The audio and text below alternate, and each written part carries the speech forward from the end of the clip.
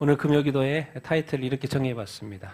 지금 달러 스테이블 코인이 법제화되고 있다는 그 의미가 무엇인가? 우리는 각자의 주어진 삶을 사느라고 바쁘잖아요. 근데 세계가 이번 주에 무슨 일이 있었는지 아십니까? 이 세상의 역사에서 한 변곡점을 이렇게 돌아가는 그 사건이 있었어요. 그 사건이 바로 이 사건. 미국에서 이 법이 하나가 이제 소위에서 통과된 거죠. 근데 그게 뭐냐면 달러긴 달러인데 지금 페트롤 달러, 석유 달러잖아요. 그 달러가 어떻게 된다? 어순 코인으로 바뀌어간다는 거예요? 스테이블 코인으로. 스테이블 코인이란 말이 뭔 말이에요?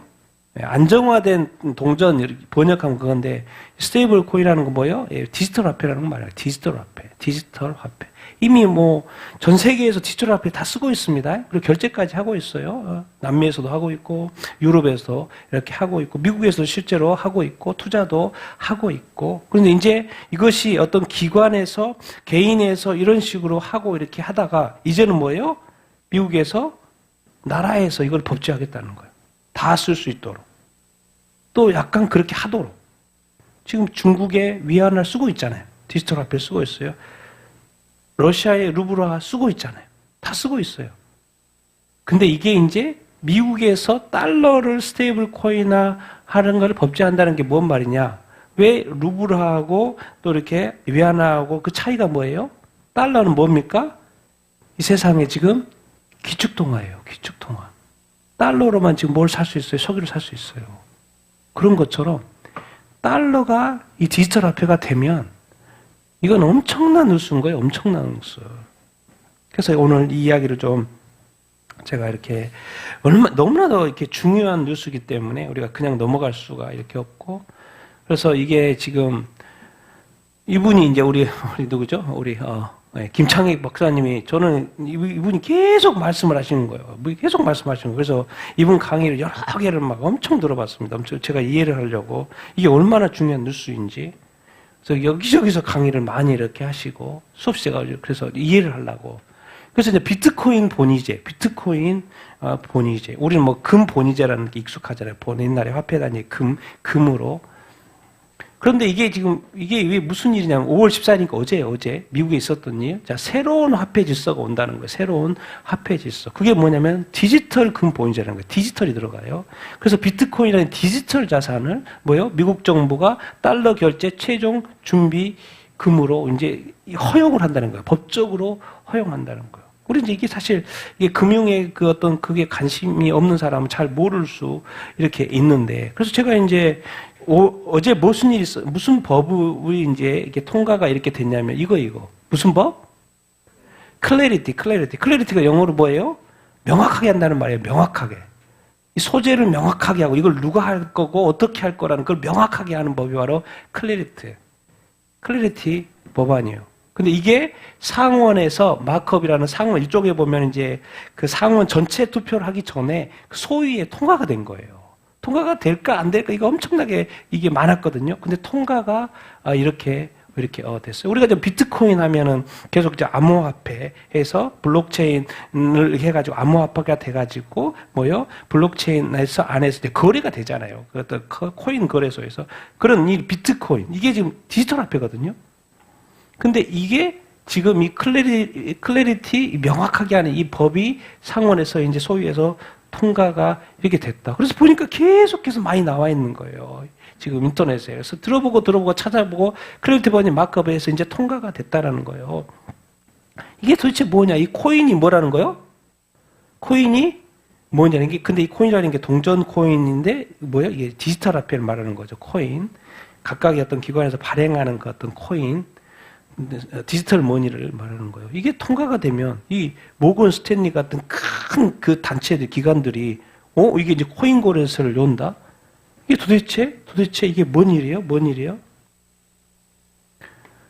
자, 앞으로 이제 미국의 방향이 지금 오늘 5월 14일 날 이렇게 클래리티 법안이 통과가 되잖아요. 이미 비트코인 그 법안이 올라왔었고 또 이제 이번에 클래리티 법안이 또 이렇게 이렇게 가고 이게 지금 그리고 작년이었죠. 작년에 또 무슨 법이 이렇게 통과가 이렇게 됐어요. 디지털 스테이블 코인 법이 통과가 됐었죠. 작년에 법이 통과가 됐어요. 제가 알려드렸잖아요. 그리고 이제는 어디까지? 이제는 완전히 이 클래리티 법안을 통해서 모든 기관 이런 것들 명확히 해가지고 이제 실제로 시작하겠다는 거예요. 그래서 오늘 지금 어제 5월 14일 날 이 클래리티 법안이 통과가 되면 앞으로 이제 점차적으로 이제 상원에서 통과가 돼야 되고 이런 과정이 거쳤는데 결국 언제 골이 나냐?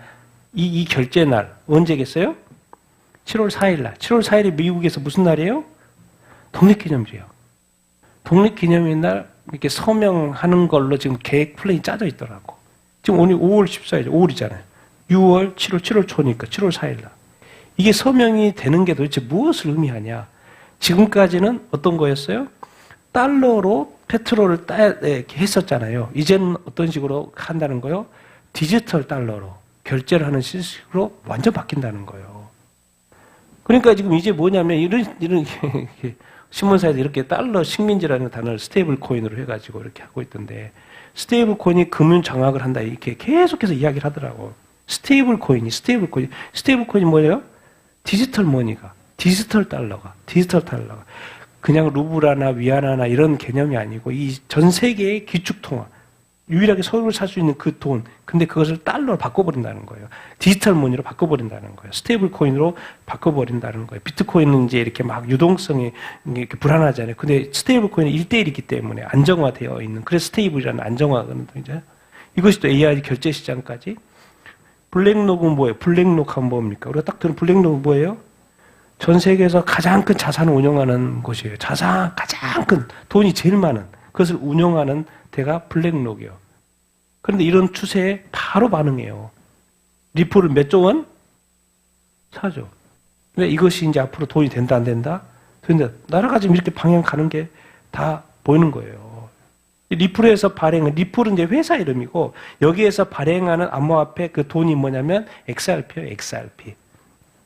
XRP인데 이것을 지금 리플 돈을 이렇게 매수하는 이유가 이렇게 뭐겠어요? 앞으로 세상이 그렇게 간다라는 것을 인지를 이렇게 하는 거예요.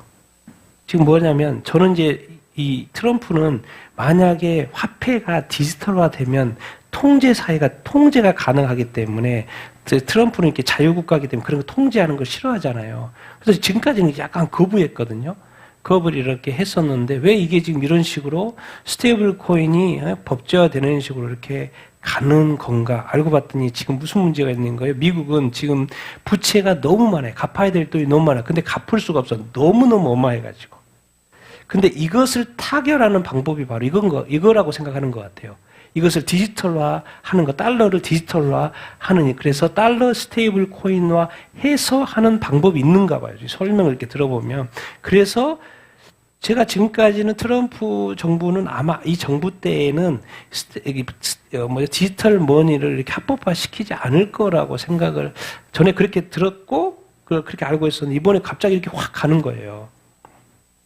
그런 걸 보면서 이건 결국 어쩔 수 없이 왜 지금 이게 부채 때문에 어쩔 수 없이 가는데 중요한 것은 뭐요? 스테이블 코인이 달러가 스테이블 코인화 된다라는 거 디지털 머니를 그러면 당연히 이제 석유를 옛날에는 달러를 주고 샀는데 이번 이제 뭘로 주고 사는 거예요? 달러 스테이블 코인으로 주고 사야 된다니까요. 그렇게 되면 기축 동화가 디지털 화폐로 미국이 그냥 가버리면 이제 7월 4일에 딱 서명하고 가버리면 이제 다른 나라들도 그 나라 통화가 빨리빨리 디지털 머니가 될까 안 될까요? 되겠죠. 따라올 수밖에 없어요. 그리고 디지털 머니를 확보해야 되고 디지털 달러를 확보해야 되고 지금은 이제 보통 나라들로는 그 외환 보유고 해가지고 외환 미국 달러를 확보를 하잖아요. 확보하는 것처럼. 근데 이제부터는 뭘 해야 된다는 거예요? 디지털 달러를 확보해야 된다는 거예요. 안 그러면 난리가 나는 거죠. 왜? 그 디지털 달러를 사야 되니까. 그런 시대로 완전 이렇게 바뀐다라는 것을 알 수 이렇게 있어요. 그래서 지금 뭐냐? 그럼 이게 미국에서 이 디지털 달러가 뭐예요? 이제 법제화 된다. 그럼 뭐예요? 넥스트는 뭐겠습니까? 그게 이제 CBDC예요, 나중에는. CBDC는 지금 단계가 아니죠. 언제요? 7년 대환란 때 아마 되지 않을까 싶어요. 그래서 제가 지금 트럼프 대통령이 뭐 하나 싶었더니 왜 이때에 왜 전에 이렇게 뭐죠? 바로 재선이 안 되고 바로 돼가지고 이때에 좀 이렇게 하고 있나 생각해 보니까 지금 트럼프 대통령만이 할 수 있는 일이 있는 거예요. 뭐가요? 이스라엘을 돕는 거. 두 번째 뭐예요? 뭐죠? 디지털 머니를 합법화하는 거예요, 이게. 그렇게 해놓으면 나중에 적글수도가 나타나면 CBDC를 해가지고 각 나라의 중앙은행에서 발행하는 화폐만 발행을 하고 이런 식으로 갚버리면 통제사회가 바로 되는 거거든요. CBDC에서만 발행하면 각 나라의 중앙은행에서만 발행을 하면 그러면 나중에 적글수도가 나타나가지고 그러니까 트럼프는 지금 엄청난 어떤 일들을 지금 하고 있는 것을 이렇게 있는 것 같아요. 여러분 그러니까 이 리플이라는 회사 말했죠. XRP를 발행하는 리플. 한국에 말하는 거예요. 한국 지금 스테이블 코인, 한국도 하나 스테이블 코인 그거 안 하면 빨리 합법화 안 하면 이거 엄청난 기회를 놓칠걸요? 한국에 경고하는 거예요. 한국 5월 12일 날 경고하는 거예요, 지금. 리플 회사에서. 지금 또 하나 뉴스가 떴던 게 한국 뉴스예요, 한국에서. JP모건하고 마스터카드가 5초 만에 결제했어. 어떻게 5초 만에 결제했지? 토꾸나 미국 국채를 5초 만에 샀다는 거예요.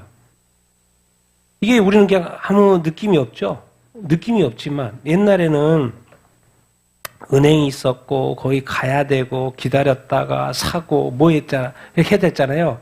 항상 어디를 거쳐야 돼요? 중간 단계를 거쳤어요. 은행이라는 걸 거쳐야 돼요. 근데 이제 앞으로 디지털 사회는 뭐냐면 이 중간 단계가 자꾸 없어지는 거예요. 그냥 지갑 대 지갑으로 바로 송금하는 그런 뜻이 돼요. 그러니까는 그렇게 하면 근데 이제 그냥 근데 어디를 거치긴 거쳐야 되겠죠. 근데 수수료가 적다 안 적다? 엄청 적어요. 그러면 당연히 이 스테이블 코인을 발행하는 발행사들이 있을 텐데 지금은 다 돈을 어디서 이렇게 저축을 해요? 돈을 어디다 저축해요? 은행에다 저축하죠. 그래서 은행에서 또 뭐죠? 조금 이자를 주고 또 은행은 그 돈을 굴려서 돈을 엄청 벌잖아요. 그런 거 빌려주고 대출해가지고 이자도 받고 이렇게 하잖아요. 근데 이제 스테이블 코인은 발행사는 은행뿐만 아니라 다른 데도 할 수 있는 거예요. 다른 데서도 할 수 있는 거예요. 그럼 다른 사람들이 다른 데서의 그것을 스테이블 코인을 사면은 뭐요? 은행은 어떻게 되는 거예요? 또 깨갱깽 하는 거죠. 그게 이슈가 있는 거예요. 지금 그 이슈가. 저기서 이자 주면 사람들이 저쪽으로 할 텐데 그럼 은행은 어떻게?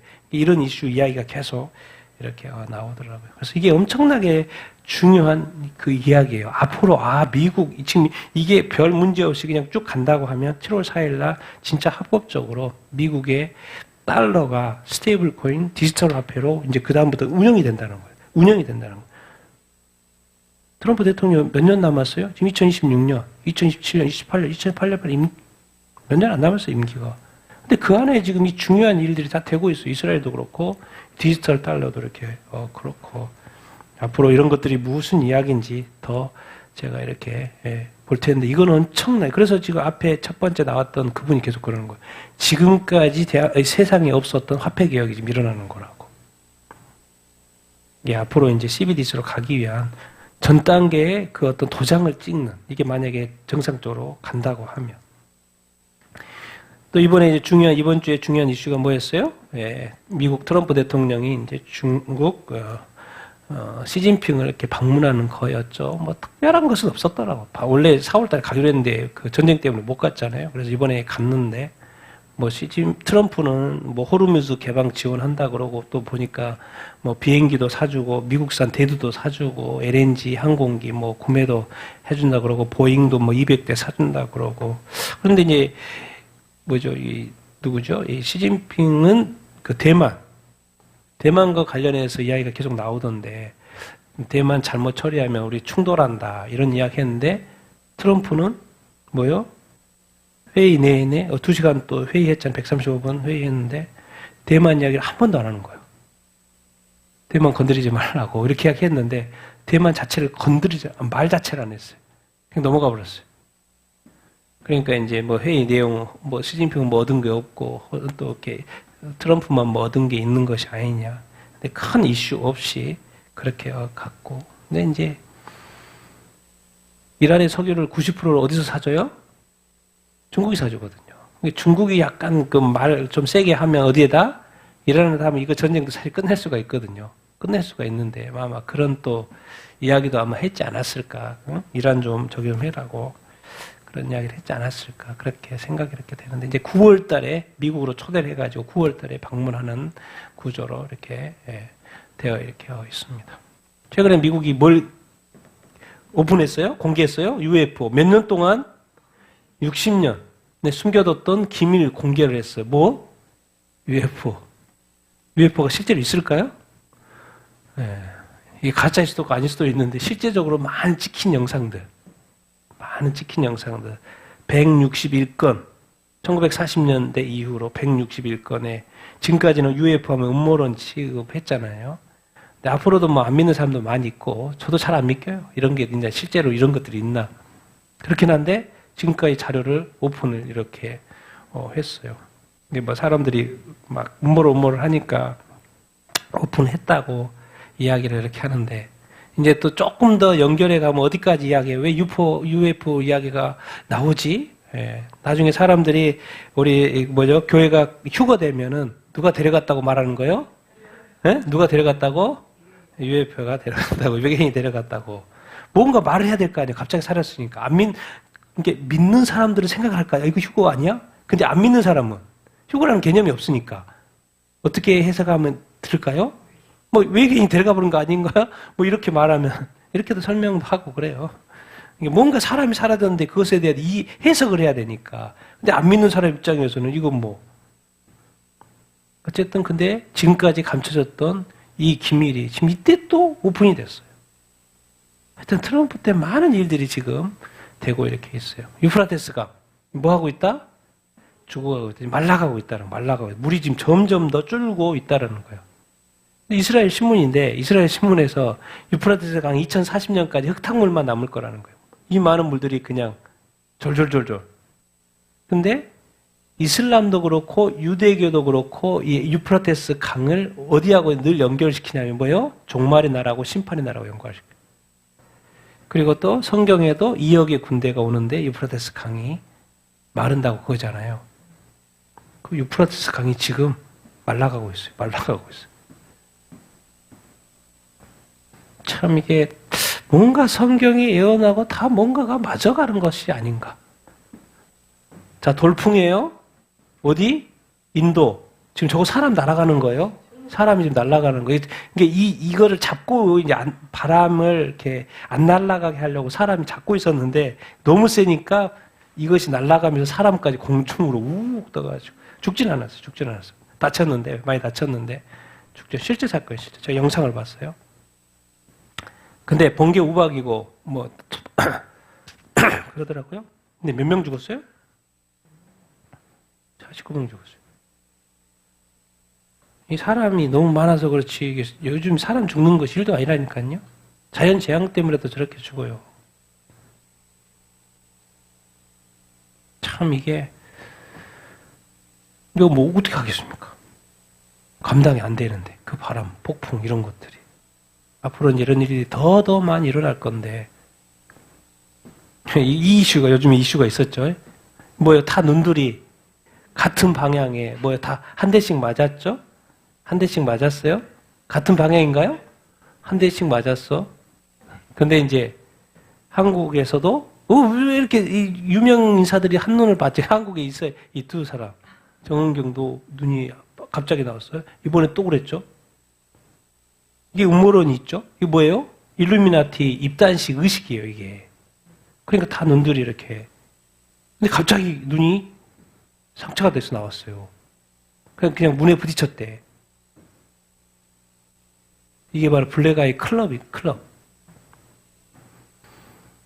그러니까 세계의 어떤 그 큰 어떤 세계를 경영하는 이런 어떤 일루미나티라는 조직들이 한국에 당연히 있지 않겠어요?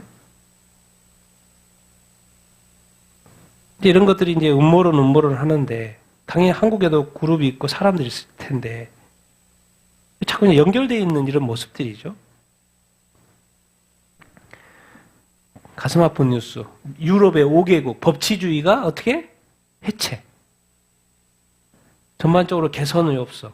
2020년도 법치주의 보고서가 유럽 22개국을 대상으로 사법의 독립성, 사법부가 독립되어 있는 여부를 보는데 독립되어 있지 않아. 부패, 대응 보는데 부패가 제대로 대응이 되나. 언론의 자유가 없어져. 뭐요? 시민사회 기능들 이런 평가를 해봤는데 불가리아, 크로아티아, 헝가리, 이탈리아, 슬로바키아 법치주의 해체 단계라는 거예요. 유럽은 어떤 나라들이에요? 다 기독교 국가들이거든요. 기독교 국가인데 그 기독교의 어떤 성경에 기초한 법들이 다 뭐가 되고 있는 거예요? 해체되고 있는 거예요. 그러니까 유럽은 지금 어떻게 되고 있어요?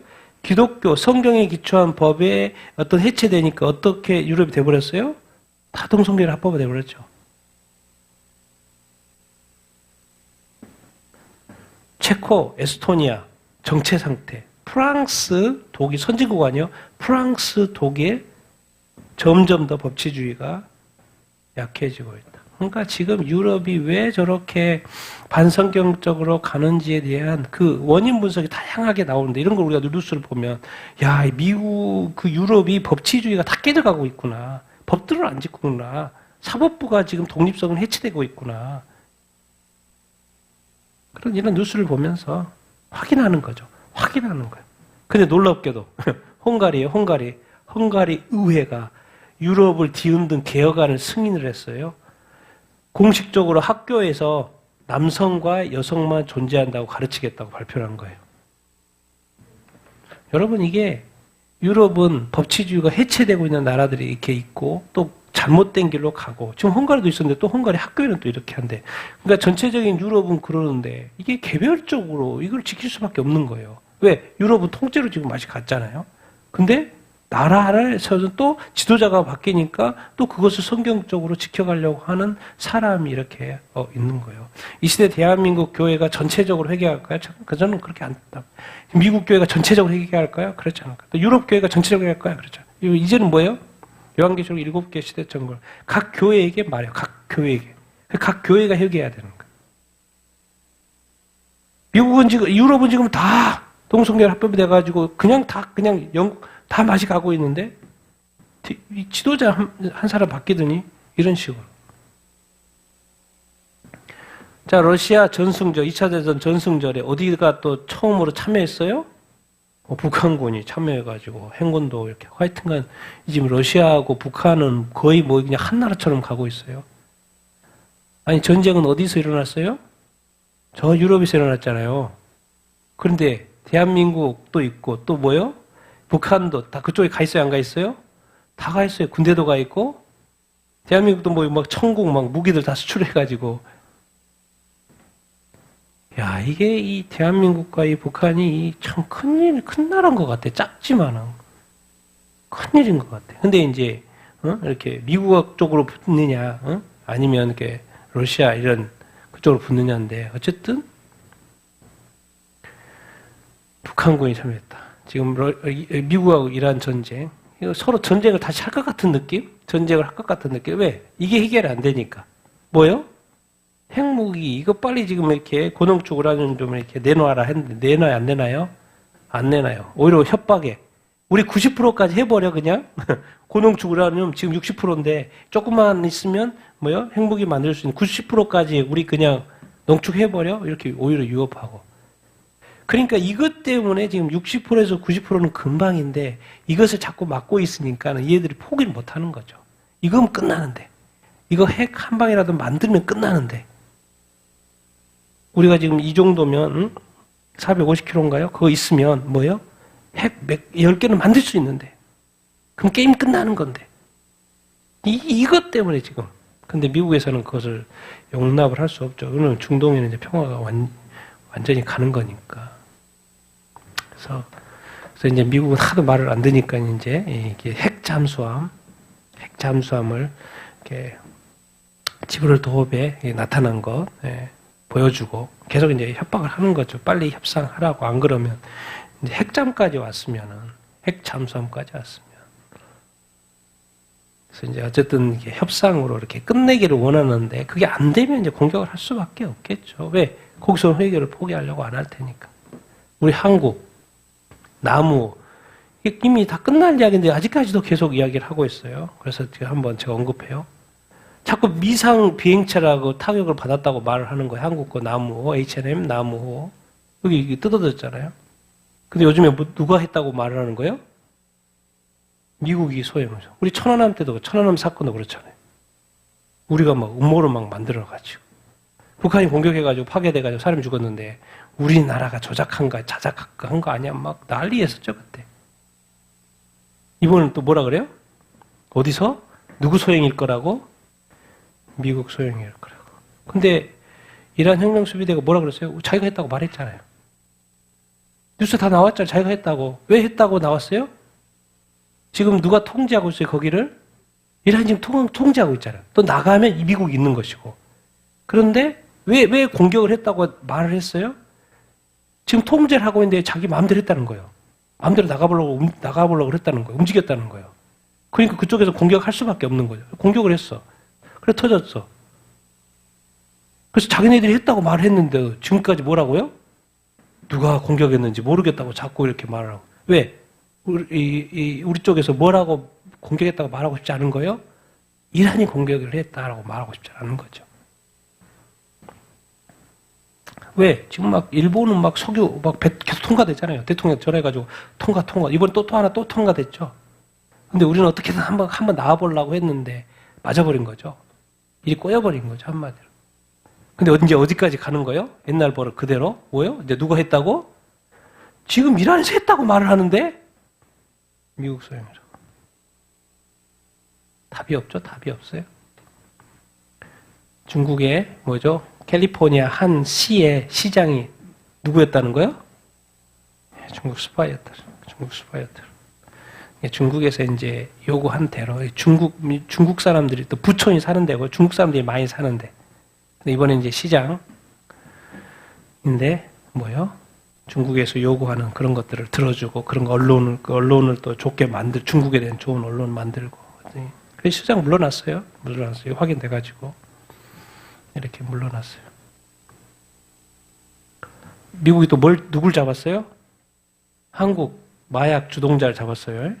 한국의 마약주. 한국에서 GBL이라는 무슨 마약 원료가 이렇게 159억 원 상당의 있는 거예요. 한국 여자가 미국에다가 뉴욕이나 워싱턴에다가 유령 화장품 회사를 만든 거예요. 그래서 한국 GBL을 들여온 거예요. GBL을 들여와가지고 어디다 뿌린 거예요? 미국 동부에다 뿌린 거예요. 미국 사람들을 통해서 뿌린 거예요. 그게 잡힌 거예요.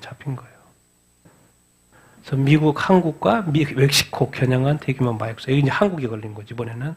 한국이 걸린 거죠. 한국이 이게 뭔가 통로예요, 또 통로. 자, 이 마약의 통로가 지금 되게 한국 사람. 베네수엘라 엔지니어들이 부정선거를 뭐 했다는 거요? 홍보했다는 거예요. 이제 앞으로 남아있는 큰 건이 뭐예요? 부정선거입니다. 부정선거가 거의 조사가 다 마무리 거의 다 된 상태에서 지금 발표하는 시점이 언제냐요. 근데 지금 계속해서 전쟁이 일어나고 여러 가지가 있잖아요. 조만간에 하지 않을까 그런 생각도 이렇게 되고 이거는 이제 앞으로 이제 미국도 선거가 있기 때문에 거기에 맞춰서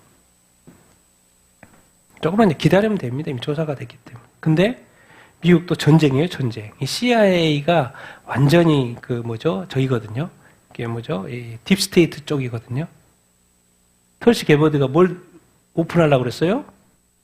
이 CIA 어떤 프로그램들을 오픈하려고 그랬어요. 그러니까 바로 어떻게 뭔 일이 일어나 버렸어요? CIA에서 어디를 털어버렸어요? 털시 게버드 사무실 압수수색을 한 거예요. CIA는 미국의 정보기관 중에 하나거든요. 그리고 털시 게버드는 누구예요? 그 모든 정보기관 12개인가 정보기관의 수장이에요. 모든 정보기관의 수장이에요. 근데 거기를 털어버렸어. 언제? 트럼프가 어디 간 사이에? 중국 간 사이에. 있는 사이에 하기는 쉽지 않게 낫겠죠. 간 사이에 털었어. 왜? CIA 걸 자꾸 폭로하려고 막 프로그램들이 있는데 그 프로그램에 대해서 기밀 해제를 하고. 그러니까 미국도요, 이 트럼프가 쉽지 않아요. 네. 아직 민주당 쪽 있고, 거기에 또 딥스테이 있고, 그쪽 계속 세력들이 있기 때문에 전쟁이죠, 전쟁. 미국의 라디오 방송 워낙 크니까 라디오 방송이 이렇게 있어요. 그 중에 종교 라디오가 몇 곳? 4,000개나 돼요. 4,000개나 돼요. 그래서 성인 8%가 이제 한 구역 내에, 이게 미국 전국에 성인이 다 들을 수 있는 라디오 방송국이 이렇게 있다는 거예요. 근데 종교 라디오가 몇 곳? 4,000곳. 4,000곳은 전체 미국 방송국의 4분의 1이래요. 그럼 훨씬 많다는 거죠, 미국 방송은. 그리고 종교 방송은 4,000곳. 근데 대부분 기독교, 대부분은 어떤 기독교, 이렇게, 방송, 이렇게 이거. 제가 이제 뭘 말하고 싶냐면, 미국은 뭐예요? 기독교 라디오 방송이 얼마나 된다고요?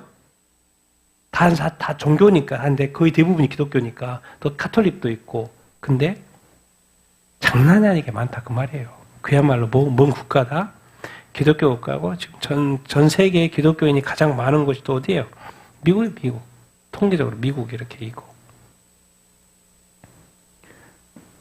정말 하나님이 이 때를 위해서 이렇게 만들어 놓은 것이 아닌가, 이런 생각이 이렇게 들고. 정말 미국은 정말 이렇게 방송은 방송, TV는 TV, 교회는 교회. 우리하고 뭐 잽이 안 되잖아요. 우리는 몇만 개, 우리는 5만 개, 6만 개 하는데 거기는 뭐 단위가, 사이즈도 그렇고, 뭐 라디오 방송도 그렇고, 기독교 방송 몇 개 있잖아요. 근데 뭐 미국, 어마어마하죠. 나라 자체가 기독교에서부터 시작한 나라 아닙니까? 1776년. 복받은 나라죠. 자, 존엄하게 죽어가는 것, 존엄사. 이게 이제, 한때 60 Minutes라고 아주 400만이나 되더라고. 유튜브에 들어가 봤더니 400만 구독 유튜버가 엄청난 영향력 있는 데더라고요. 근데 여기에 이제 진행자가 있고 미국 상원 의원하고 이제 대화하는 거예요. 근데 상원 의원이 이제 치명적인 췌장암이 걸려가지고 12월 달에 이제 얼마 이렇게 못 사는 것 같아요. 그래서 그 사람 같이 인터뷰하는 그런 내용 이렇게인데 유럽이나 캐나다나 미국 여러 주에서 이미 조력 의사 조력 죽음이 가능한 존엄사가 이렇게 있는데 이게 지금 존엄하게 죽어가는 것 아니면 그 존엄사 이건 이제 뭐냐? 이야기를 이렇게 나누는 건데 제가 이제 하고 싶은 말이 정말 주님 다시 다 됐다니까요. 주님 다시 다 됐어요. 존엄하게 죽는 게 무슨 의미가 있어요. 주님 오신다니까요. 주님 만날 날이 이게 왜 이런 식으로 사고를 안 하냐는 거지. 자기가 살아도 지금 엄청 좀 더 살 수 있을 거 아니에요. 그럼 나이스하게 죽이려고만 생각하지 왜 주님 만날 생각을 안 하잖아요. 왜 우리 예수님 만날 생각은 하지 않나는 거지. 다시하게 왜 죽는 거 봐요. 지금 옛날에는 그래 됐어. 지금은 이제 주님 다시 올 때가 다 됐다니까요. 그 말 하고 싶어서 그래요. 존엄사 죽는 게 중요한 게 아니고 이제 주님 곧 오셔서 직접 주님 만날 때가 가까웠는데 그 생명을 주신 그 주님 아버지 앞에서 주님 만날 그 주님 앞에서 이런 사고는 버려야지. 더 주님 찾고, 더 주님 사랑하고, 주님 주신 생명, 끝까지 주님 사랑하고 예배하다가 죽으려고 생각을 해야지. 뭐 나이스하게 죽는 게 어디가 있어, 나이스하게.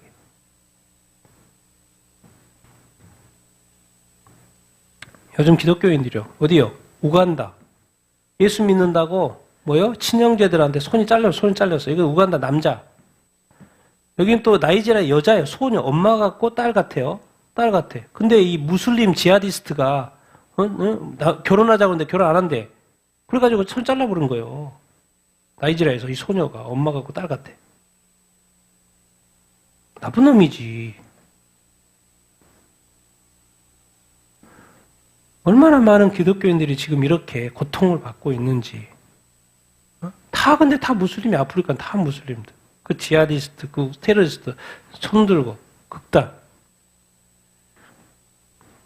아프리카 입장에서 보면, 아프리카 기독교 입장에서 보면 진짜 주님 빨리 오셔야 돼요. 아마 주님 오시려고 하겠죠. 아프리카만 보더라도. 이 박해받는 그리스도인들을 보면. 그러니까 지금 영국에서도 지금 이 반유대주의가 영국도 너무 극성이니까 이렇게 알리아 박람회 말에 막 유대인들이 몰려온다고요. 왜? 이제 알아보려고 하는 사람이 많게 가든 안 가든 어떤 절차에 의해서 가게 되는지에 대한 것을 알아보려고 사람들이 엄청 온다는 거예요. 알리아는 딴 거 없습니다. 이미 전 세계 그리스도인의 3분의 2가 이미 돌아가 있어요. 이스라엘로. 나머지 일부가 있는데 그 사람들. 왜? 성경엔 다 온다고 돼 있기 때문에. 지금도 많이 하고 있지만 이렇게 계속해서 알리야 박람회를 하는가 봐요. 이스라엘 쪽에서는 계속해서 돌아오도록 하고, 그걸 또 저기를 하고, 사람들한테 요청도 하고. 그러니까 어쨌든 전 세계적인 반유대주의가, 자, 한국, 이제 우리 김성국 대표가 하는 걸 한 캡처. 한국인의 반유대주의 지수가 몇 프로? 53%. 세계 평균치보다 2배는 높다는 거. 한국이 특별히 희한해. 한국 53%. 일본은 중국보다도 더해. 2배야. 일본보다도 2배. 반유대주의가, 정서가. 왜 한국에 유대인도 안 살고, 왜 이렇게 반유대주의 정서가 이렇게 많지? 그러면 이게 반유대주의면 어디로 가겠어요? 마인드가? 어디로 가요? 팔레스타인으로 가는 거죠. 한국에 이렇게 유대인 28,000명 귀환 후원했다는 교회도 있습니다. 계속해서 이스라엘을 돕는 교회가 이렇게 있죠. 근데 이렇게 많지는 않지만 이렇게 있죠. 큰 27,000명 알리야 하도록 도와줬다. 교회도 있는가 하면 제가 이제 이 기사 나누려고 그래. 이 기사. 이 다음 기사. 그 전에 어떤 목사님이 올린 글을 또 이 목사님이 올린 것 같아요. 그래서 설명을 보니까. 왜냐면 이제 제가 보니까 오늘 아침 자칭 보수이신 침례교 어느 목사님께서 비성경적인 사진과 글을 올렸다 하면서 올린 거예요. 그러니까 이분이 올렸는데 보수인 것 같고 침례교 목사님이세요. 근데 이분이 뭐라고 올렸냐? 목사의 제일 일 임무는 예수 그리스도의 전파와 거짓 교사, 거짓 선지자들로부터 성도를 지키는 것이지 애국과 반공이 먼저가 아니다. 부디 뭐하자? 분별하자. 이렇게 올렸던 것 같아요. 근데 이분은 또 이 목사님 이분 거는 또 이게 잘못됐다라고 이제 올린 것이죠. 여러분 어떻게 생각하세요? 목사 이제 저도 목사고 제1의 임무 예수 그리스도의 전파와 거짓 교사, 거짓 선지자들로부터 성도를 지키는 것. 틀린 말 아니죠? 애국과 반공이 먼저가 아니다. 어떻게 생각하세요? 또 많은 목사님들이 한국은 이거 그거 맞다고 생각합니다. 맞다고 생각해요. 근데 이제 이거는 평시에 맞아요. 평시에 왜? 지금까지 대한민국은 정치는 정치가 있고 교회는 교회가 해서 지금까지 선교하는 국가로 교회가 이렇게 부흥했고 잘 됐어요. 그래서 서로 간섭할 일이 없었어요. 종교 분리가 확실히 돼 있었고, 그래서 각자 일을 열심히 했어요. 그 문제는 좀 있었지만, 그래도 그것을 잘 고쳐가면서 큰 문제 없이 왔어요. 근데 지금은 어느 단계예요? 우리나라가 거의 공산주의화된 상황. 그런 상황이에요. 그러니까, 그리고 뭐예요? 지금 이제 차별금지법이 통과되네 마네 하는 단계예요. 그러니까 이 말이 때가 전혀 이렇게 반영이 안 된 때라는 거지. 네? 당연히 예수님을 전파하고 거짓 교사나 거짓 선지자들로부터 성도를 지켜야지. 당연히 지켜야지. 근데 뭐예요? 지금은 나라 체제가 넘어가는 타임이고 뭐예요? 반공이죠. 공산주의 체제가 되어져 나가 있는. 다 지금 북한이 좋아할 일들만 한국에서 일어나고 있잖아요.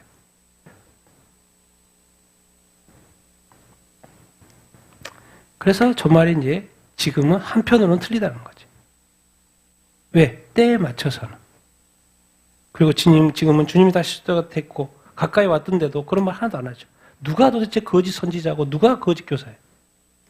그래서 요즘에 제가 한국 교회를 보고 많은 어떤 고민을 이렇게 합니다. 주님 다시 오실 때가 가까웠는데 그것에 대해서 가르쳐 주지 않아. 그러니까 당연히 성도들이 깨어 있을 수가 없죠. 그래서 어느 날 뭔 일이 일어났을 때 목사님들 어떻게 그걸 감당하려고?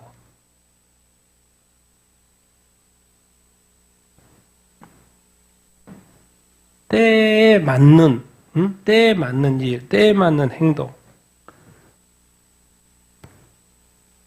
여러분 성경 속 한국 보십시오. 성경 속 이스라엘과 정치국가 이스라엘 다르다. 뭔 세미나요? 시온주의, 세대주의 비판하는 세미나예요. 기독 법률과 기운실. 기운실은 항상 그러니까. 자, 내용. 자, 기독교 시온주의, 세대주의적 이스라엘 이해에 대한 비판하는 거예요. 지금 이 자리가. 비판하는 자리예요. 어디 기관에 참여했냐? 기독법률가에. 다 기독교 뭐 이름 붙어 있어요. 자, 기독교 윤리 실천, 이건 뭐 항상 그래왔으니까 뭐 그런다 치고. 청년신학 아카데미, 여기 또 청년들 신학 아카데미, 평신도 신학 실천운동, 그리고 또 뭐요? 화해포럼 NRI. 서울 성락교회, 지영욱 목사님 있는 데서. 뭘 이야기하는 거예요? 팔레스타인 제노사이트. 집단학사, 팔레스타인 집단학사, 기독교 시오니즘. 세대주의 잘못됐다. 기독교 시오니즘 잘못됐다. 근데 정확히 답을 쓰고 있어. 정말 놀라운 건 답이 정확하게 맞는 말을 쓰고 있어요. 세대주의, 역사를 여러 세대로 나눠서 하나님의 구원계획을 해석하는 신학 흐름. 일부에서는 현대 이스라엘의 건국과 예루살렘 회복을 종말 예언의 성취로 본다는 거예요. 맞는 말이에요. 미국은 다 그렇게 보고 있으니까. 기독교 시오니즘, 유대인의 이스라엘 귀환과 국가 건설을 성경 예언의 성취로 본다는 거예요. 현대 이스라엘 국가를 신앙적으로 지지한다는 거예요. 맞는 말이에요. 미국은 다 그러니까. 대부분 그래요. 미국 복음주의는 대부분 다 세대주의 또 기독교 시오니즘. 초대교회는 역사적 세대주의. 그리고 중간에 카톨릭이 뭐 만들었어요? 무천년설을 만들었죠. 그 다음에 종교개혁 이후에 세대주의 전천년설이 생겼죠. 기독교는 원래 뭐예요? 전천년설이었어요. 계속해서. 카톨릭의 무천년설이 나와서 기독교에 전염된 거지. 지금의 미국은 개신교 국가이기 때문에 당연히 전천년설이 많은 거예요. 세대주의, 이제 신학을 공부하고요. 이렇게 목사님들은 그런 게 민감해요. 세대주의 신학이거든요. 이것도 일종의 신학이거든요. 부천연설, 이렇게 여러 개, 세 개가 있잖아요. 후천연설, 전천연설, 무천연설, 세대주의 전천연설, 역사의 신학, 어느 하나를 선택을 해야 되는데, 그거예요, 그거. 신학의 목사님들이 이렇게 민감해, 이렇게 하거든요. 자, 숭실대 명예교수님이요. 현대 정치국가인 이스라엘, 성경 속 이스라엘과 동일시하는 해석이 위험하다. 지금 이스라엘을 보면서 다르게 해석하고 싶은 거죠. 저 이스라엘은 성경에서 말 이스라엘 아니다. 그러고 싶은 거, 이스라엘 보면서. 네타냐후 정권, 다민족 연방국가의 가능성을 배제하는 뭐겠습니까? 이스라엘과 그 팔레스타인, 그걸 말하는 것 같고, 배타주의적 유대민족 국가법, 유대민족만. 극단적이다, 국가폭력이다. 그러니까 이스라엘이 팔레스타인을 공격하는 것은 큰 범죄인데 팔레스타인이 맨날 이스라엘에게 테러하는 것은 아무것도 아닌 거예요. 세대주의 이중언약신, 부작용. 유대인을 향한 하나님의 언약이 그리스도 예수 이후에도 별도로 유효하다. 보는 입장. 근데 이분은 유효하지 않다고 보는 거예요. 이스라엘은 끝났다는 거죠. 겨자나무 교회 목사님이시요. 현재의 가자지구 사태, 제노사이드로 보는 거예요. 집단학살. 2023년도 10월 7일 날 우발적으로 발생한 이 충돌. 하마스가 왜 공격을 했겠어? 그만큼 쌓여서 폭발해서 공격한 거야. 이렇게 해석하는 거예요. 제노사이드. 그러니까 아무리 하마스가 그렇게 정말 조그만 애들을 목 자르고 폭행하고 죽이고 성폭행하고 막 별짓을 다 해도 그래서 아무것도 안 되고 1200명이 죽고 250명이 1명이 잡혀가가지고 대부분 많은 사람이 죽어서 왔는데도 그거는 아무것도 안 돼. 팔레스타인 죽은 것만이 제노사이드. 뭔가 형평성을 잃었죠. 그래서 한국은 이렇게 두 개로 나눠져 있어요. 친이스라엘이든 친팔레스타인이든. 근데 저는 이제 2023년도 10월이라는 단어를 썼잖아요. 우발적으로 그런 게 아니라 제가 볼 때는 하나님의 섭리 가운데 이 일들이 일어났다고 저는 봅니다. 왜? 때가 됐어요. 때가 됐어. 무슨 때요? 하나님의 때가 돼서 하나님의 섭리 가운데 일어난 일이 아닌가 저는 그거 봐요. 그래서 제가 이런 신문을 보면 정말 이 한국 사람들 깨어나기가 쉽지 않겠구나. 그냥 이렇게 가겠구나. 그런 생각이 이렇게 들어요. 그래서 때로는 답답할 때 왜? 둘 중에 하나만 올 거예요. 그리고 조금만 이제 시간이 지나면 그것이 누가 오르든지 드러날 거거든요. 그래서 미국은 대부분이 전천연설을 믿죠. 한국은 대부분이 부천연설을 믿죠. 누가 옳았는지는 조금 있으면 밝혀지겠죠.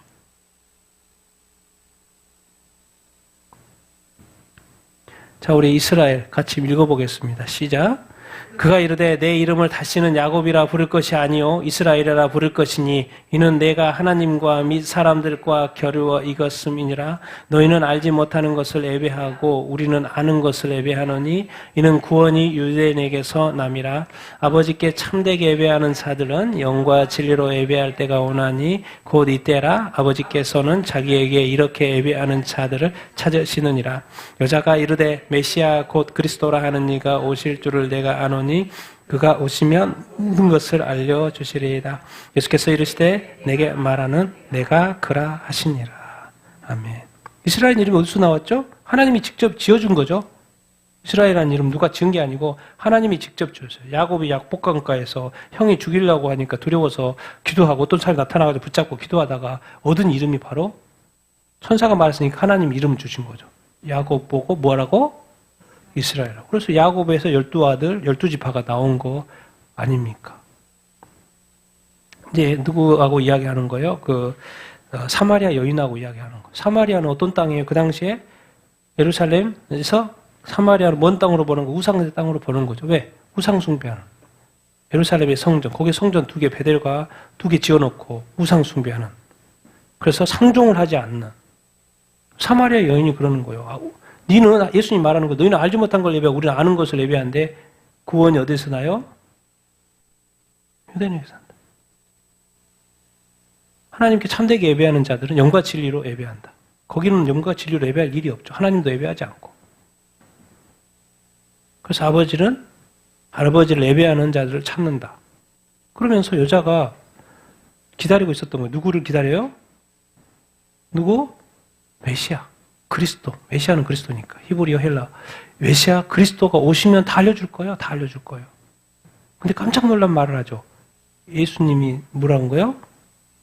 내가 메시아라. 그래서 여자분이 이제 알게 되고 깨닫게 돼서 동네 가서 말을 하잖아요. 이스라엘이 왜 중요한가? 왜 이스라엘이 중요해요? 이스라엘에서 어디서 나오는 거예요? 구원이. 이게 뭔 말이에요? 이게. 예수님 이스라엘을 통해서 구원자로 뭐 하신 거예요? 초심한 거. 그래서 예수님은 민족으로 보면 무슨 민족인 거예요? 유대 민족인 거예요. 그래서 아브라함을 딱 불러가지고 내가 너 한 민족을 만들 텐데 이스라엘 민족을 만들 텐데 이스라엘을 축복하는 자는 축복을 받고 저주하는 자는 저주를 받을 거라고 말하죠. 우리가 막 무작정 이 팔레스타인을 미워한다는 게 아니고 기독교인은 상대적인 생각을 하지 않잖아요. 다 사랑해야지. 다 구원받아야지. 상대적으로 생각하면 안 되죠. 이스라엘은 나쁘고 팔레스타인 좋고 팔레스타인 좋고 이스라엘 나쁘고 이런 상대적인 생각을 하면 안 되죠. 하나님의 섭리를 보는 거예요. 하나님이 왜 이스라엘을 그렇게 귀하게 여기고 지금 왜 이스라엘은 태어났나? 지금 왜 저렇게 궁극됐나? 메시아 보내려고 이스라엘을 선택하신 거고 또 이스라엘이 초림을 했죠. 근데 왜 이스라엘이 중요해요? 우리 다니엘서 우리가 전에도 자주 보는 내용이죠. 이스라엘 때문에 다시 한번 보겠습니다. 시작.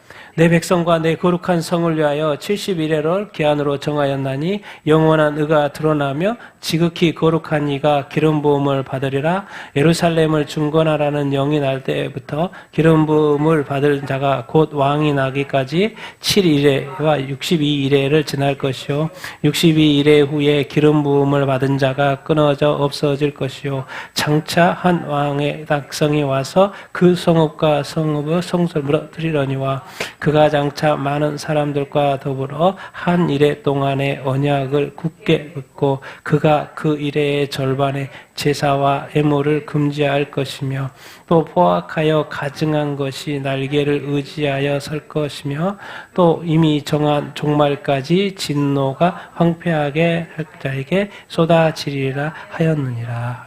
아멘. 다니엘에게 말한 거죠. 하나님이 네 백성, 네 거룩한 성, 거룩한 성은 밑에 뭐예요?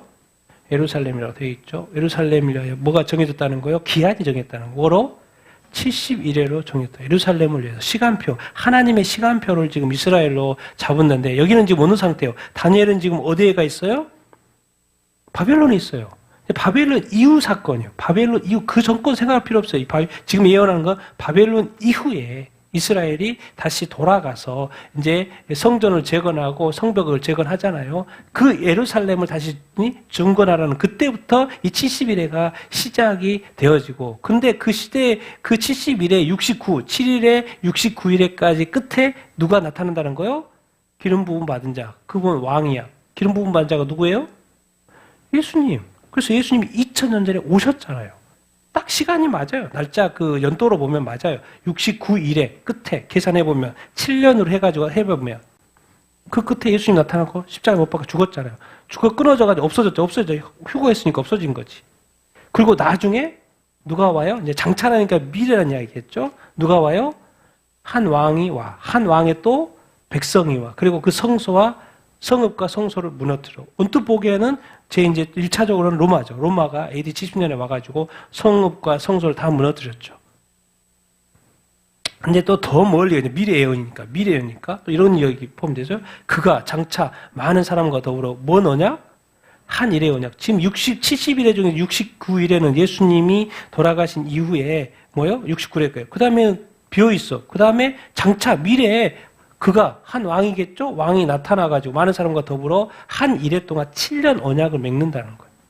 그리고 굳게 맺고니까, 그러니까 안전하다고 느끼겠죠. 평화시대가 오는 거죠. 잠시 평화시대가 오는 거예요.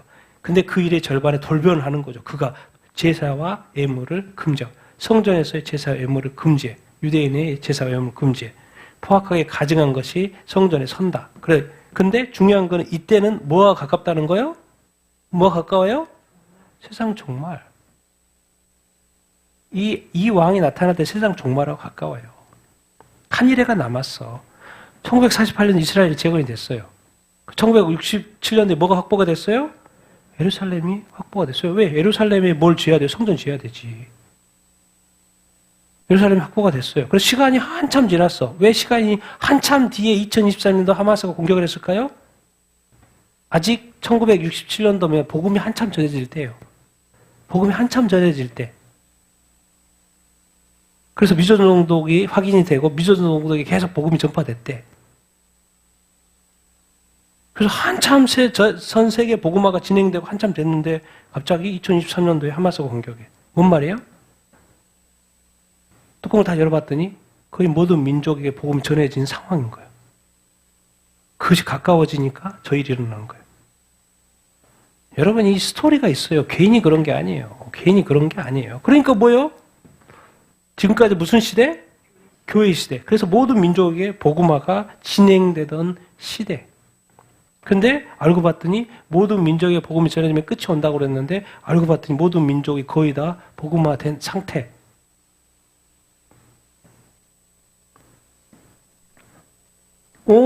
근데 이 한일회가 뭐지? 당연히 7년 대환란이죠. 7년 대환란. 한 왕은 당연히 적그리스도일 거고, 적그리스도가 많은 사람과 더불어 한일의 언약을 맺어 굳게 뭐냐? 뭐죠? 평화 시대가 온다는 거예요. 그래서 보통 이제 평화 조약이라고 이렇게 하는 거예요. 그게 뭐 한일회니까 7년. 그래서 요한계시록 같은 7년 대환란을 자세히 풀어놨죠. 너무 중요하기 때문에 자세히 풀어놨어요. 7인, 7나팔, 7대접장으로 자세히 풀어놨어요. 너무 중요해요. 세상의 마지막이니까. 그리고 예수님은 이스라엘 땅으로, 이스라엘 다시 회복이 됐잖아요. 이스라엘 땅으로, 좀 더 구체적으로 스가랴서를 보면 어디로 온다고 돼 있어요? 감람산으로, 올리브산으로. 거기서 부활에 올라가 승천했잖아요. 다시 이스라엘 땅으로. 이제는 뭐로? 왕으로. 초림이 아니라 뭐 이제? 제력으로. 그러니까 이스라엘이 중요해요, 안 중요해요? 엄청 중요합니다, 여러분. 이스라엘을 편애하는 게 아니라 기본적으로 성경을 알고 주님을 사랑하고 주님을 기다린 사람 입장에서는 주님이 누구를 어디로 오셔요? 이스라엘 오신다니까요. 그런데 우리는 전혀 다르게 생각해요. 이스라엘을 보면서도 저거 이스라엘 아니래. 정치적인 이스라엘, 성경적 이스라엘 아니래. 그렇게 많이 믿는 목사님들이 너무나도 많고, 또 한국 목사님은 또 뭐요? 다 이렇게 이 천년왕국 관점이, 재림과 관점이 뭐가 많아요? 한국은 무천년 선을 믿는 사람이 많아. 지금이 천년왕국. 예수님이 승천하신 이후부터 지금까지가 천년왕국 시대. 보기 때문에. 복음 전파를 해야 되죠, 당연히. 지금도 교회는 당연히 끝까지 주님 오실 때까지 복음 전파해야 돼요. 지금 목사님처럼. 교회의 일체 임무는 복음 전파죠. 근데 지금은 무슨 시대예요? 복음 전파가 이제 할 수가 없다니까? 할 필요가 없어졌어요. 왜? 얘 안 나요, 더 이상. 복음 전할 사람들이 없어졌네요. 그리고 전 세계 모든 사람에게 복음이, 모든 민족에게 복음이 전해야 상태라고 통계적으로 나오고 있잖아요. 제가 말하자면 계속 클리프에서 계속 올해 9월에 어떻게 나올지 모르겠어. 이제 성경 언어 번역 554개가 남았는데 554개. 지금 AI 시대에 금방 된다니까요. 그리고 제가 늘 기억해. 오랫동안 기억해. 제가 오랫동안 선교 현장에 있으면서 오랫동안 기억해요. 왜 한국은 2030년도 이후에 선교 계획을 왜 안 내놓지? 아직도 기억해, 제가. 왜 2030년이 뭐길래 한국은 2030년도 이후에 선교 계획을 안 내놓지라고 내가 늘 그렇게 생각을 하면서 살아왔어요. 근데 그 2003년이 내일 모레. 알고 봤더니 전 세계 모든 민족에 복음이 전파를 했다고 이미 통계가 나오고 있어. 제가 일부러 이걸 객관하게 해서 여러 자료 위크브리도 찾아보고, 여호수아서도 찾아보고, 또 다른 유명한 단체들이 어떤 오늘 또 하나 또 찾아봤어요. 다 찾아보고, 브리토도 해보고, 다시 확인하고. 정말 모든 민족의 복음이 전해지는 것이 확인하다니까. 거의. 그럼 뭔 말이에요? 이제 주님 다시 올 때가 됐다 했어요. 근데 우리는 천하태평인 거죠. 그리고 목사님들 그래요. 지금은 애국이 중요한 게 아니고, 이게 반공이 중요한 게 아니고, 옛날에는 그랬지. 그럴 때가 있었다니까. 근데 지금은 그런 때가 아니죠. 그게 바로 뭐예요? 분별력이죠. 근데 뭘 잊어버렸어요, 지금 한국은? 그 분별력을 잊어버렸어요. 근데 알고 봤더니 좀 더 들어갔더니 신학적인 문제가 있고, 또 알고 봤더니 너무 이렇게 저쪽으로 확 가 있어. 뭔가 치우쳤어. 자로라 치우치지 말았는데 치우쳐 있어. 그럼 결국 뭔 말이에요? 목사님이 한 사람 앉게 있으면 되지. 근데 목사님 앉게 있으면 누구를 못 깨워요? 성도들을 못 깨워요. 그래서 이제 조금 있으면 그 결과가 누가 깨어있는 사람이고 안 깨어. 왜? 주님은 깨어있으라고 했으니까 마지막에. 성경에 깨어있으라고 했으니까. 누가 깨어있는지 안 깨어있는지. 미련한 다섯처녀하고 슬기로운 다섯을 구분했는데 누가 슬기롭고 누가 슬기롭지 않았는지. 밭에 두 사람이 있고 두 사람 중에 한 사람이 들림을 받고 한 사람이 남아있다고 했는데 그 구분이 이제 그것이 확인될 때가 됐는데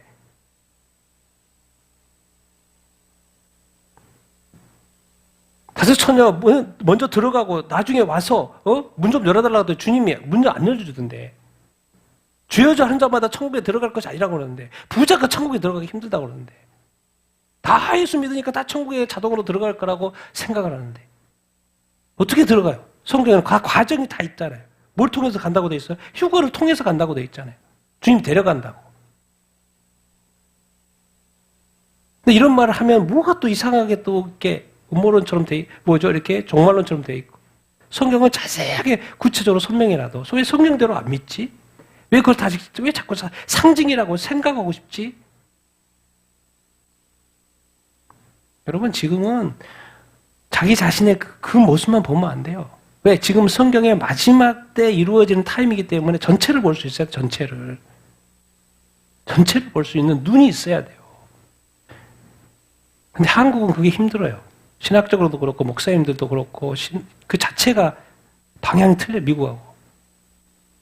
그래서 그런 거예요. 어쩔 수 없어. 그래서 저는 좀 더 생각합니다. 어디까지 생각하냐면 지금까지 80년 동안 북한이 저렇게 고통받고 있는데 그 북한 동포들이 정말 기독교의 최악의 나라가 북한이라고 늘 뉴스 나오고 통계가 나오잖아요. 그런데 한국 교회는 너무나도 평안하게 자유롭게 살았잖아요. 이제 북한처럼 고통받아야 되는 게 어떻게 보면 맞지 않나? 그런 생각도 들어요. 그래서 그 타임으로 가는 거 아닌가? 북한이 속히 악한 정권이 무너져가지고 빨리 북한이 복음통일 돼가지고 이렇게 하도록 지금까지 교회가 눈물로서 기도했어야 됐는데 지금까지 뭐 사명 감당한다고 했다고 하고 뭐 이렇게 복음을 전하고 선교 국가로 했다고 하지만 우리가 너무 북한의 동포들에 대해서 그 아픔에 대해서 외면해버리고 온 건 아닌가. 그래서 그 값을 한국교회에 물을지 않을까. 그런 생각이 들어요. 그래서 우리도 북한처럼, 이제 그거는 이제 북한, 지금은 자유체제지만 이제 나중에 적그리스도 체제되면 당연히 또 같이 되죠. 동일하게 북한과 같은 상황이 됩니다. 그러면 그걸 동일하게 경험을 하게 되겠죠. 왜? 그때는 뭐요? 죽음밖에 없으니까. 잡혀가든지 죽든지 고문을 받든지 동일한 상황이 옵니다. 그렇게까지도 생각해 봅니다. 북한을 외면하면 안 됩니다. 그 한 사람 때문에 그 나라 전체가 기독교의 최악의 고통을 받고 있는 이것을 너무나도 단순하게 생각하고 아무 일 없는 것처럼 생각하고 살아가면 안 되죠. 빨리 북한 땅이 무너지고 그 정권이 무너지고 북한에 가면 가는 곳마다 3만 5천 개 우상들이 서 있는데 거기에 절 안 하고 북한에 살 수 있어요? 없어요. 절해야 돼요. 자동으로 우상 숭배해야 된다니까. 다니엘에게 세 친구가 자기 목숨 걸고 이렇게 안 했잖아요. 북한은 할 수밖에 없잖아요. 안 그러면 죽이고 감옥 가고 가족까지 3대까지 막 멸해버리니까. 그러니까 이 모든 것을 알고 있는데도 불구하고 북한에 대해서 관심도 없고 북한 동포들 관심도 없고 우상 숭배, 태양신 숭배하니 북한에 대해서 관심도 없고 그냥 뉴스에 나오는 김정은 그걸 잠시 보고 지나고. 근데 대한민국은 어느새 이렇게 또 종북을 추구하는 사람이 이렇게 많아. 제가 볼 때는 그 고통, 그 어떤 무관심, 그 기도하지 않은 거에 대해서 하나님은 분명히 대가지불을 하게 하지 않을까. 그래서 우리의 대한민국의 교회를 우둔하게 만든 것이 아닌가. 마귀의 역사인데, 뭐요? 그 우둔함 때문에 그 고통을 겪게 되지 않을까. 공짜가 하나도 없다니까, 여러분. 그래서 성경은 깨어있으라. 정말 무엇을 위해서 기도하고, 무엇을 위해서 살 것인가? 정말 하나님의 마음이 있는 곳에 내 마음이 거기에 있나? 내가 원하는 그 기도 제목이 하나님이 원하는 기도 제목인가? 우리는 해야 될 그 기도 제목을 하지 않고 평생을 자기 자신을 위해서 혹시 기도하고 있지는 않았나? 어느 순간 우리의 중보도 다 멈춰버리고 그런 건 아닌가? 이스라엘은 뭐 잘 먹고 뭐 이렇게 좋다 그런 게 아니라 팔레스타인 나쁘고 이런 게 아니라 하나님의 시간표라기 때문에 그러는 거예요. 그리고 하나님이 처음에 선택을 했기 때문에 지금 이스라엘도 유대인들도 예수 믿어야지 구원받아요, 여러분. 지금 뭐 그냥 안 믿는다고 뭐 천국 가는 일이 없어요.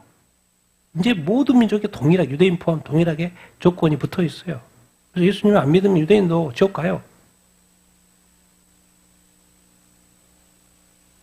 근데 구약과 구약의 전체, 신약의 끝에 종말에 이스라엘이 나타나서 이스라엘 땅으로 예수님 오시기 때문에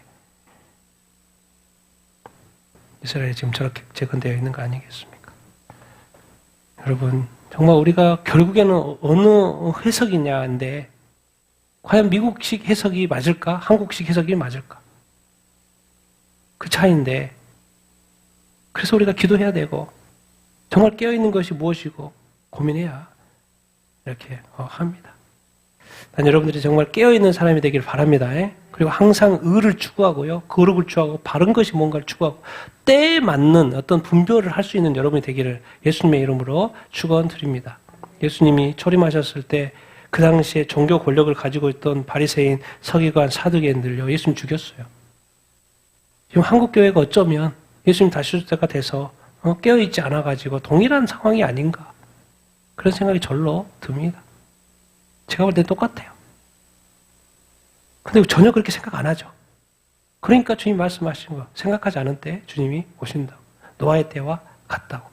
우리는 지금 안 믿는 사람에게만 다 노아의 때와 같다고 생각하는데 저는 교회의 한 소리예요. 교회의 한 소리. 어차피 안 믿는 사람은 어차피 안 믿으니까. 그래서 다시 한번 주님 다시 오실 때가 다 됐다는 거. 이스라엘 뭐 좋아한다 그런 차원이 아니고 주님 다시 오실 때가 가까웠다. 그래서 깨어 우리가 살자. 그런 이야기를 이렇게 하고 이렇게 싶습니다. 여러분 다 깨어있게 되기를 예수님의 이름으로 축원드립니다. 아멘. 주님 곧 다시 오실 것입니다.